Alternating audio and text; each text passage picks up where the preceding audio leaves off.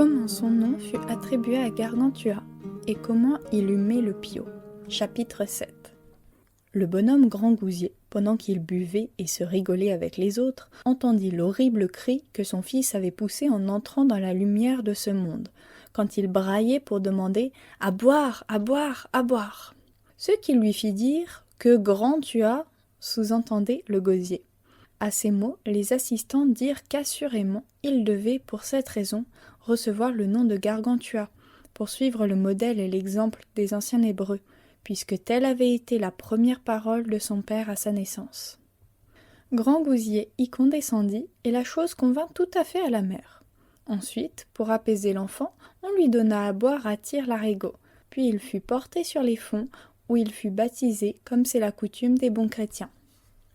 Et 17 913 vaches de Pontilles et de Béhémont lui furent dévolues par ordonnance pour son allaitement ordinaire, car il n'était pas possible de trouver dans tout le pays une nourrice satisfaisante vu la grande quantité de lait nécessaire à son alimentation.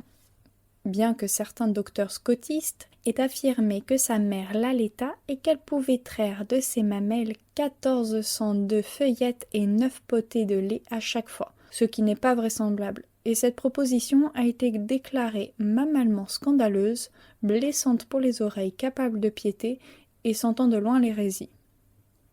Il passa à ce régime 1 an et 10 mois. Quand il parvint à cet âge, sur le conseil des médecins, on commença à le sortir, et une belle charrette à bœuf fut construite grâce à l'ingéniosité de Jean Degnaud, dans laquelle on le promenait de ce côté-ci, de ce côté-là, joyeusement, et il faisait bon le voir, car il portait bonne trogne et avait presque 18 mentons.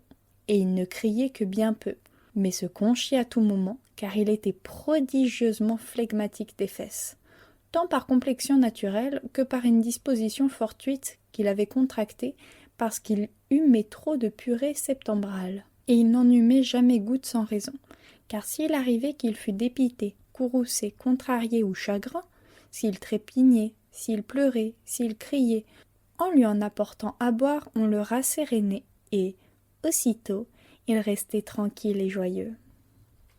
Une de ses gouvernantes m'a dit, en jurant ses grands dieux, qu'il était tellement coutumier du fait qu'au seul son des pots et des flacons, il entrait en extase, comme s'il eût goûté les joies du paradis.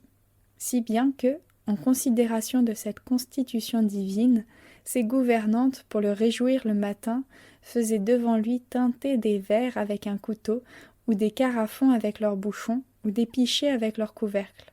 À ce son, il s'épanouissait, tressaillait, se berçait lui-même en dodelinant de la tête, pianotant des doigts et baritonnant du cul.